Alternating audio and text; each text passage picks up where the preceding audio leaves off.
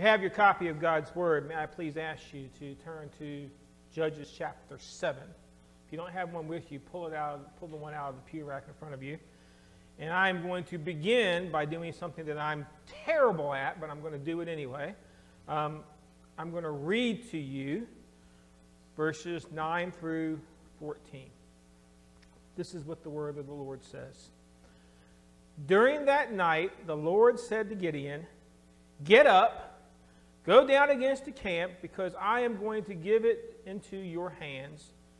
If you are afraid to attack, go down to the camp with your servant Parah and listen to what they are saying. Afterwards, you will be encouraged to attack the camp." So he and Parah, his servant, went down to the outposts of the camp. The Midianites and the Amalekites and all the other eastern peoples had settled in the valley, thick as locusts. Their camels could be no more. Their camels could no more be counted in the sands of the seashore. Gideon arrived just as a man was telling a friend his dream. "I had a dream," he was saying. "A round loaf of barley bread came tumbling into the Midianite camp. It struck the tent with such force that the tent overturned and collapsed." His friend responded, "This can be nothing other than the sword of Gideon, the son of Joash, the Israelite.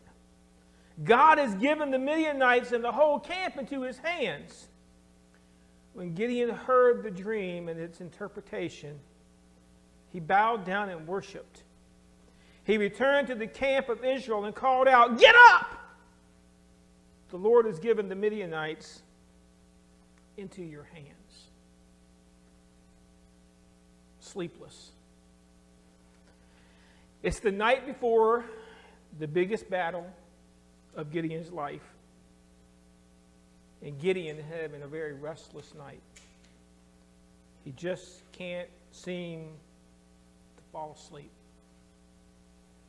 He's afraid, and well, I don't blame him. Because what he's got is 300 soldiers. We'll get to that in just a moment. The army he is about to face, well, Judges chapter 7, verse 12 says, the Midianites and the Amalekites and all the other people had settled in the valley as thick as locusts. They just a swarm. And it says their camels couldn't even be counted. Man, how would you like to be facing them odds, folks? And so here is Gideon the night before this battle, and I know exactly what Gideon's doing. He's laying in his tent, and he's looking up at the ceiling of the temple. He's like, 300 people. 300 people. How on earth, God, am I supposed to do what you want me to do with 300 people?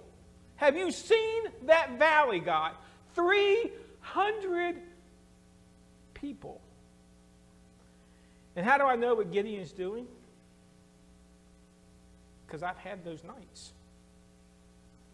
I've had those nights where I've laid in bed and I've stared at the ceiling of my room and I've said, God, this world, it's an awfully big place. I mean, if I just narrow the world down to our city compared to me, it's an awfully big place. And God, let's just be honest.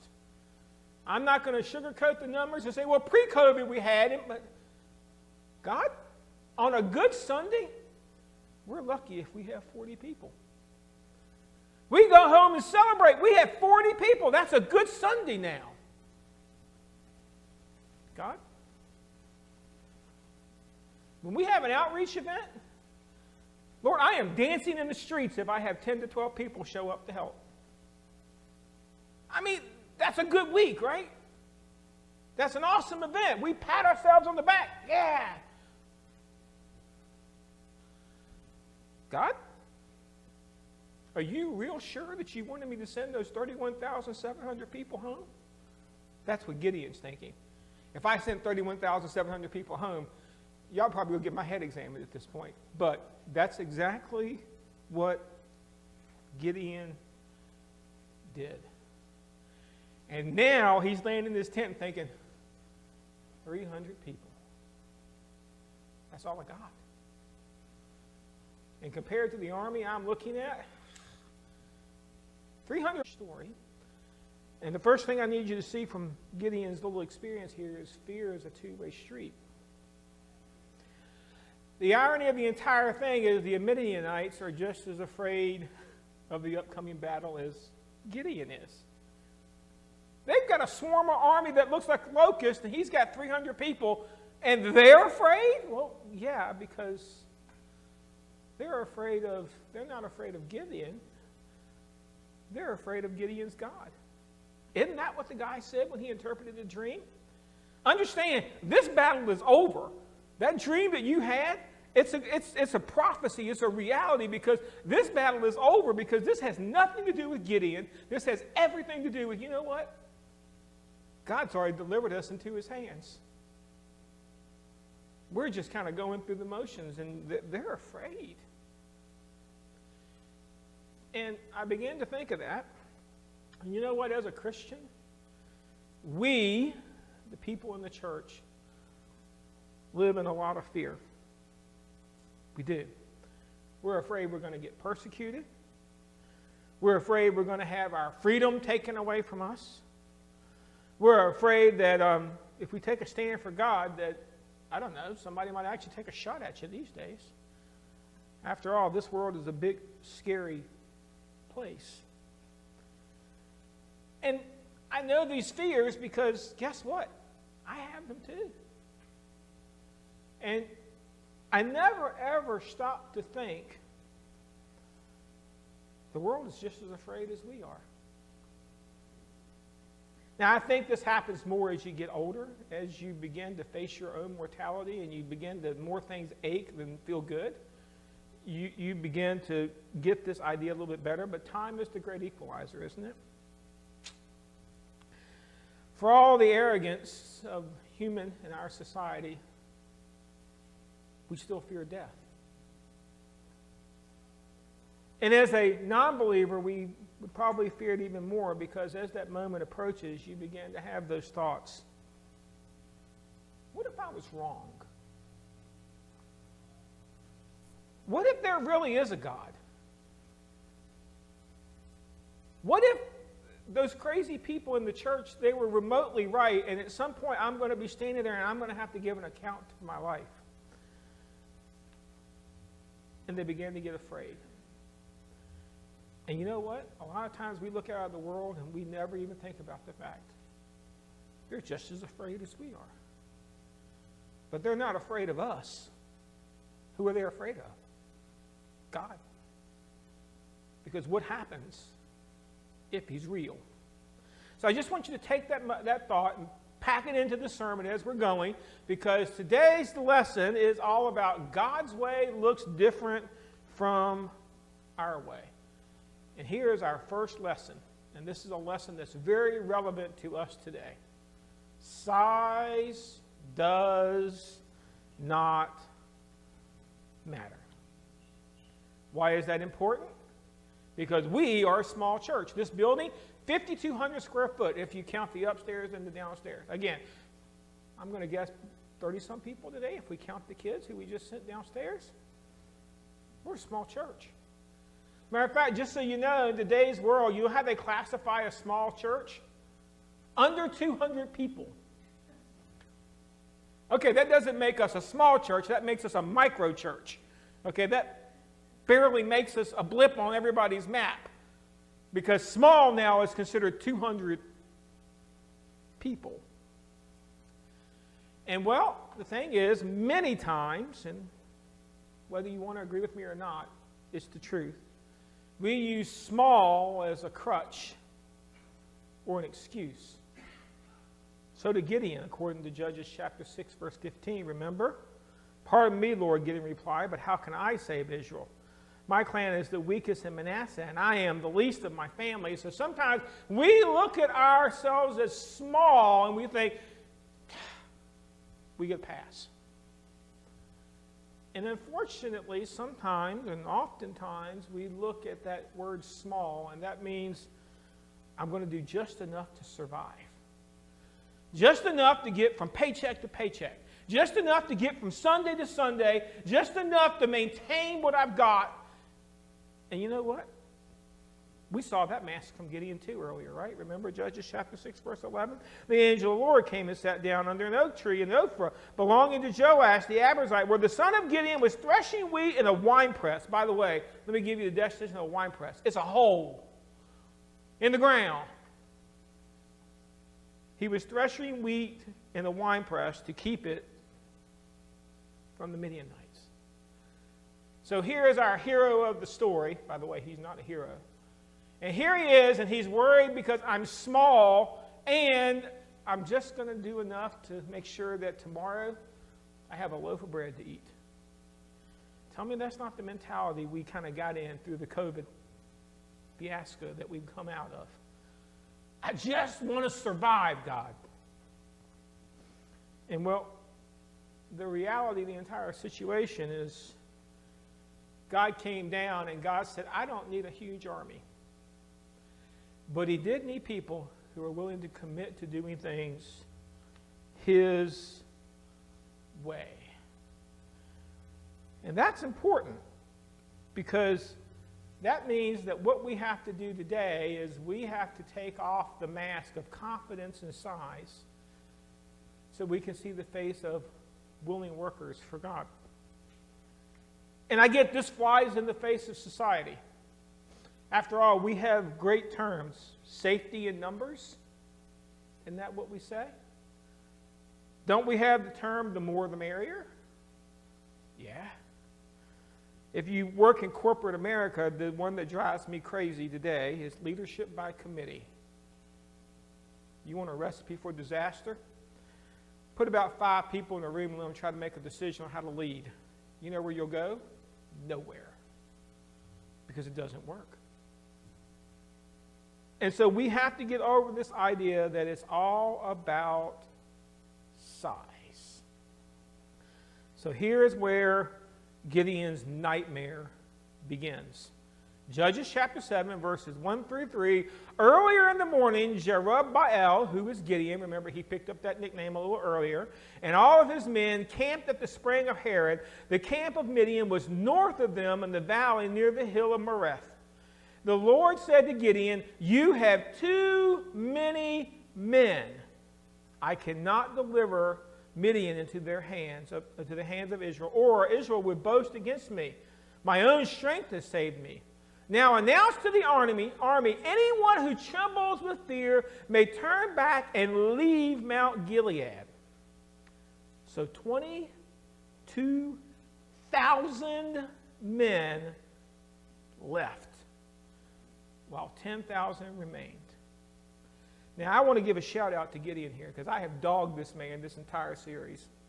And I want to tell you something. This man, if I ever have a car lot, I want him to come be my salesman because he is a master motivator. Think about it. When this thing started, where were the people of Israel? Hiding in caves. Gideon gets with the plan, and he's got 32,000 men that are standing there ready to go to battle with him. I want to know what he promised them. I want to know how he negotiated that deal. I want to know, Gideon, what did you do? You went from a church of 0 to a church of 32,000 in the blink of an eye. You see, what happened was he got with the plan. And remember what God told him, go in your own strength. And Gideon's like, okay, I'm supposed to do this my way, so I'm going to go about and I'm going to go get my trumpet and I'm going to go around, I'm going to knock on the doors and I'm going to swap horses and I'm going to make deals and I'm going to make promises and I'm going to say, hey, I'm going to make some guilt trips and I'm going to put some sympathy out there and I'm going to get everybody out there and we're going to get an army together. And he did it. Congratulations, Gideon. 32,000 people. That's quite a feat. I'm sure Gideon's walking amongst them true saying, I'm the man. God, look what I did for you. Look, God, 32,000 people. We're ready to go right now, right? In between the fleece and the ephod, Gideon paints the picture-perfect picture of what it's supposed to look like to follow God. Because things are about to get real hard for Gideon. Because he's sitting there with his 32,000 men, and he's thinking, let's go to battle. And well, God said, I got a lesson for you, Gideon. And again, my shout out to Gideon, because Gideon did this. He took the approach to his army, God's way or the highway. And folks, he took it very, very literally. Because we're probably really, really, really familiar with this story.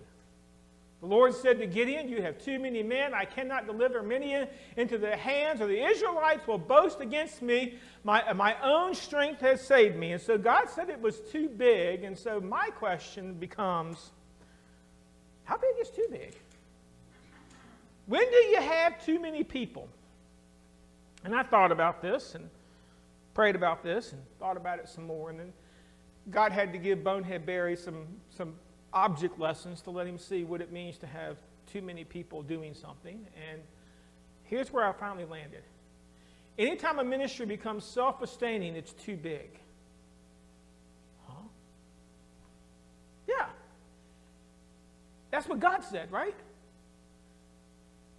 Anytime the decision comes down to nickels and noses all the time,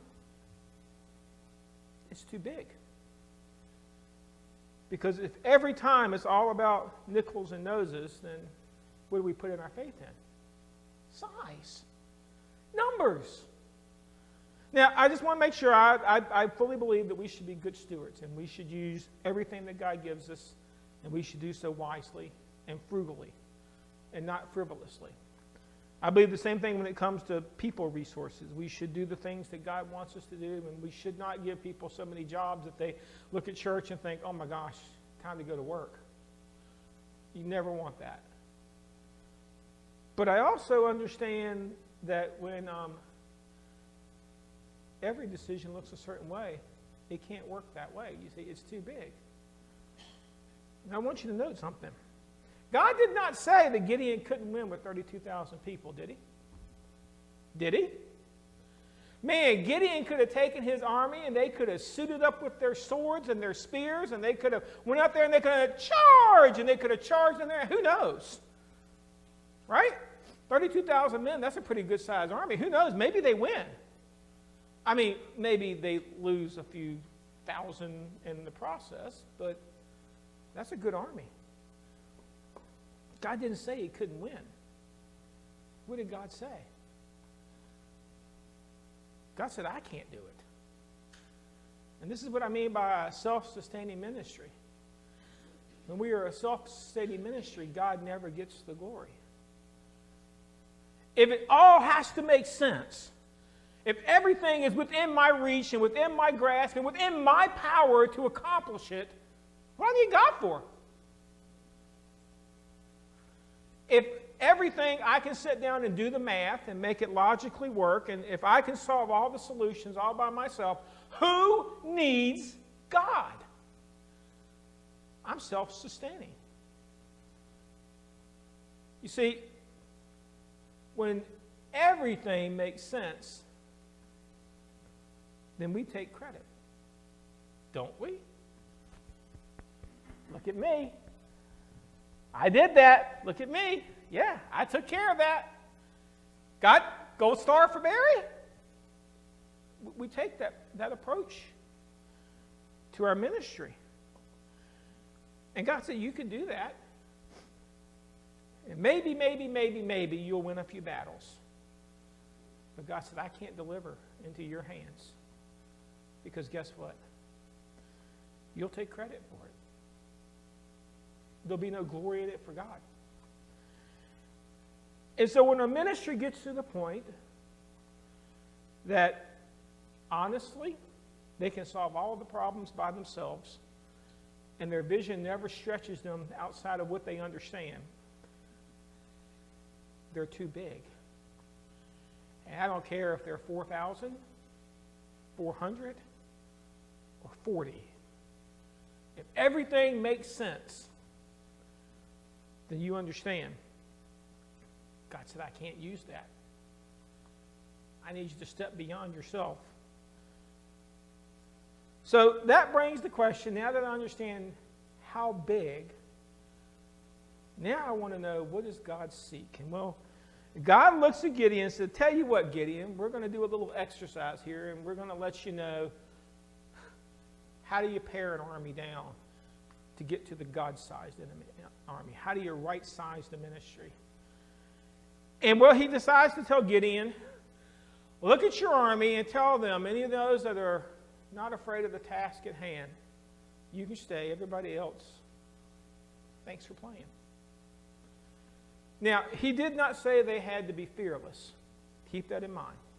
I've heard lots of people preach this and say they had to be without fear. And that's the case, then Gideon would have to go home. Because Gideon was scared. We've already seen that.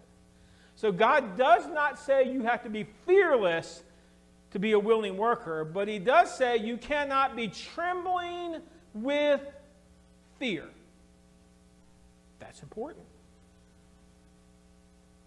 What that means is if your fear is your focus, God said, go home.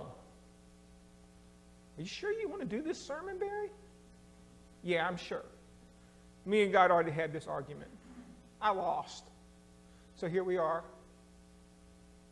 If you don't think it's possible, thanks for playing. If you don't think what God tells you we can do, if you're all afraid of it, thank you. But please find somewhere else to be. Because we have a mission. If you are full of fear, eventually, you're going to look at God and say, no. You've reached my limit. Worse than that, if you are full of fear and everything always has to make perfect sense, then eventually you're going to become a stumbling block for somebody. And you know what the worst thing is eventually what you're going to do is you're going to look at God and say, let's put it to a vote.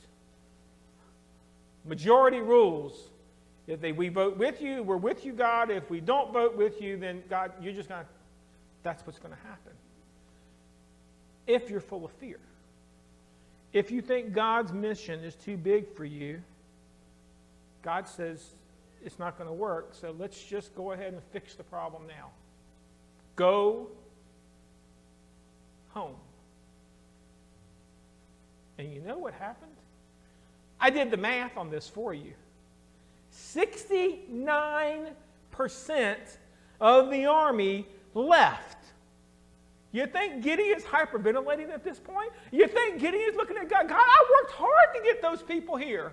God, do you know how much time I spent getting those people here? God, do you know what I promised those people? And you just say go home because you don't agree to do what God wants to do? Then I got to thinking, that's Gideon.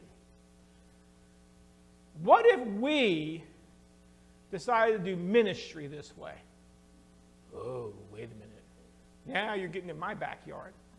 Yeah. Welcome to where I've been for a few weeks. We know we have a mission to reach the world, right? Anybody doubt that? I have made that point very clear over the years. Our mission is to go into all the world, baptizing, making disciples, right? That's what we know. We understand that. The mission is go everywhere. So that means going anywhere is in scope. So this is not we pack up the luggage and we go move to Zimbabwe. It doesn't mean that we have to go do this. We could start right here in Stanton. We could start right here in our own neighborhood. So going anywhere counts, okay? So you get that, right? We understand this is our purpose because this is what's written on the back of your bulletin. I think it's the back. We move it around a lot. Yeah, it's still on the back. Here you go. Our purpose is to give the glory of God by meeting people where they are, sharing Jesus with them in a meaningful way, and encouraging them to live in a growing relationship with Him. That's what we say is our purpose. That's how we understand it. So if we said, if you're afraid of that, go home, how many people will we have left? I don't know if I like this sermon anymore.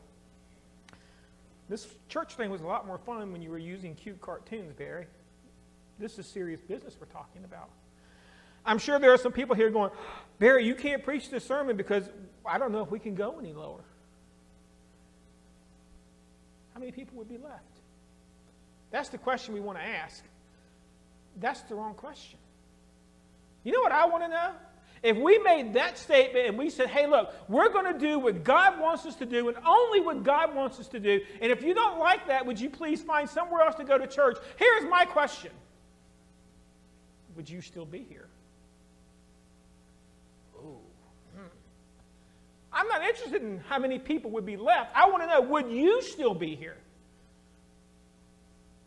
Or would you look at that task and say, you know what?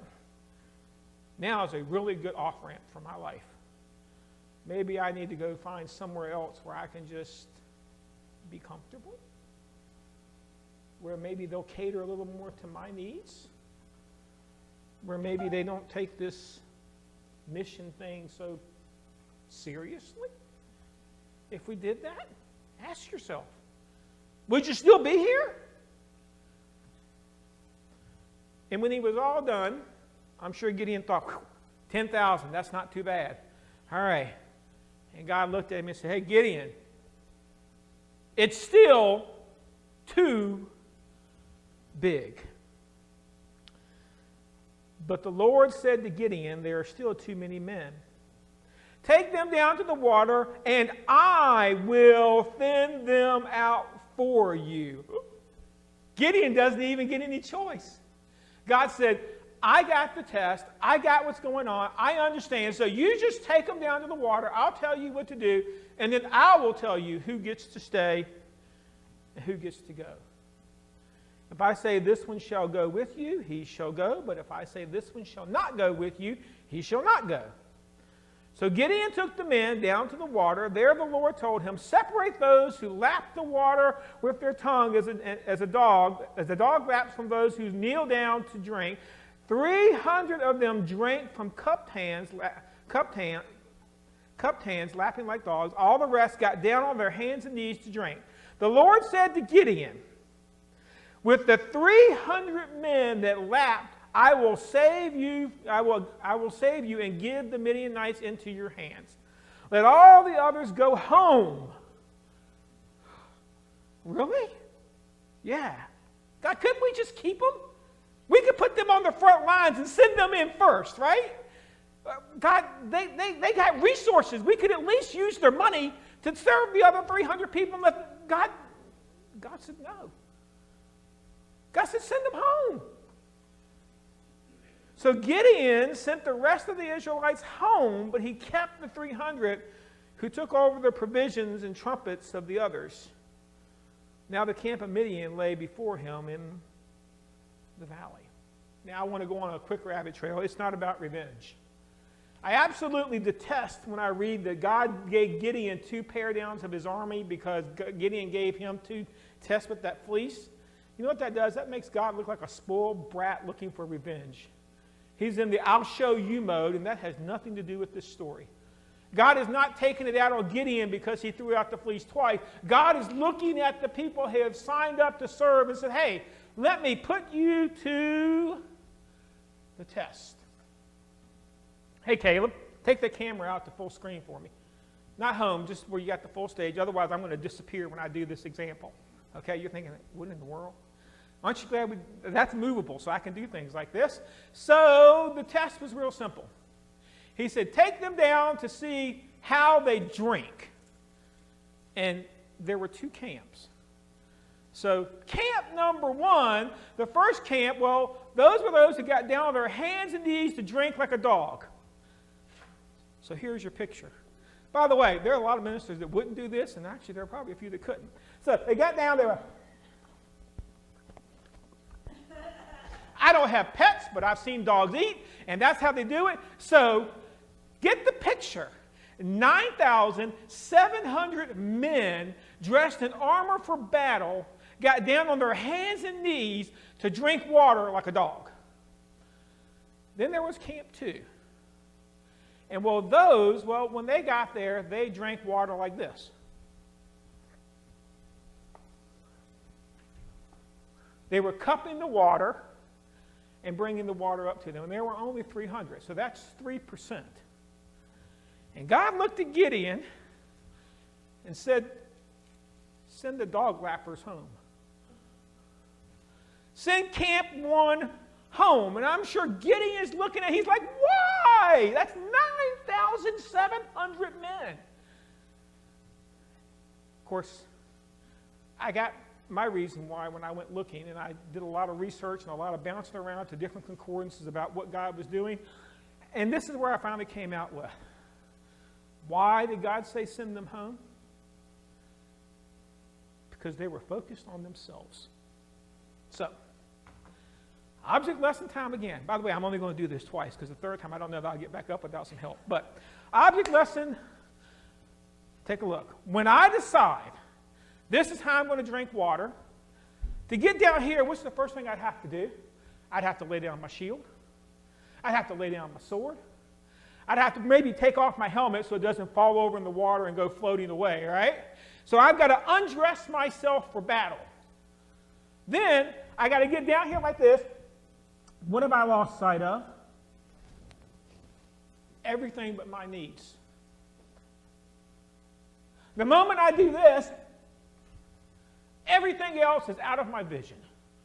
Nothing else matters except for what I want. Caleb, you can put that back in sermon mode at this point. I'm done getting down on the floor. But I want you to make very clear what God's message is from this little test. When your priority is only you and your needs, God said, go home. Really? Really? Could we be that bold? Think about it for a second. Could we? Would we? Should we? Should we make God's plan that big of a priority in our life? I don't know, man. Have you seen my life lately? I got a lot of stuff going on. There's a lot of my life. Okay. How many think there would be left? I don't know. If we basically looked at people and said, hey, look, if you don't want to do this the way God says do it, go home. Not come and sit and be quiet. Not come and stew. Not create distractions. Not give your opinion. God didn't say any of that. What did he say? Send them away. God, that's not a good career move, do you think? Of course, we want to ask ourselves how many people would be left. You know the real question, don't you? Would you still be here? If we actually decided to say we're going to do God's plan, God's way, do you still think we have 40 people on a Sunday if we're lucky? Or will we really start thinking, well, we'll be lucky if we get 20, 10? How many? Wrong question. Let's get personal here. If that became the focus of this church and that became the way we were going to do business at this church, God's way or the highway, would you still be here? Or once again, would you find that to be your off-ramp? Time to go. This just got way too serious for me. You see why this sermon took a while for me to get the bravery to get up here and speak? Because this is crazy talk, folks, especially coming out of the time we're coming out of. But here's what I want you to see. Gideon went back to that camp, and this is what it reads in chapter 7, verse 14. When Gideon heard the account of the dream and its interpretation, he bowed and worshipped. Well, there's an interesting response, isn't it?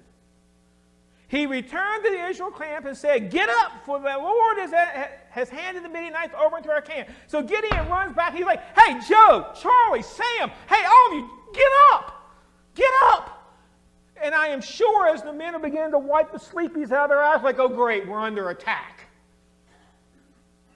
And then they began to hear the words of Gideon. The Lord said, Midian has been delivered into our hands. The Lord said, now. The Lord said, get up. You know what I find interesting? Gideon began this night afraid. And now he's yelling at his soldiers, charge. And the numbers didn't change one bit. How many soldiers did he have when he started the night? 300. How many has he got now? 300. God didn't send another massive army in there to say, okay, I'm going to make you feel better about this, Gideon. No. I'm not. Because guess what? God doesn't need an army. All he needs is some willing workers.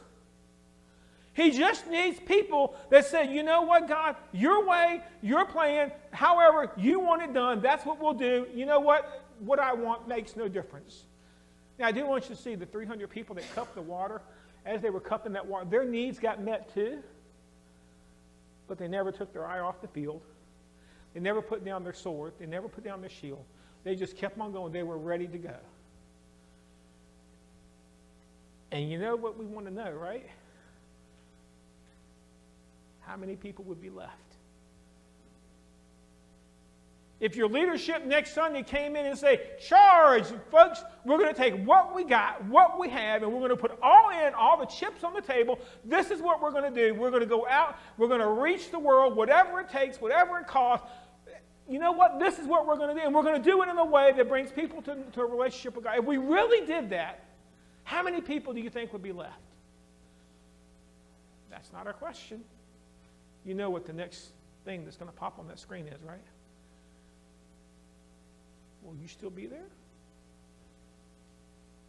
Man, that's a hard thought. See, because it doesn't matter how many are left. It doesn't matter if it's one person left standing on the stage, because you do realize God turned the world upside down with one person. His name was the Apostle Paul. And they just couldn't shut him up. Why? God's will, God's plan, God's way. When Jesus built his ministry, how many did he choose? He didn't choose an army. What did he choose? 12. Why? Because those were the 12 that would do God's will, God's way, God's plan. See, God never bought into the numbers game. He bought into the God game. And I guess that's where we are in church post-COVID. What are you buying into? Are you buying into the numbers? Because the numbers, they look bad, folks.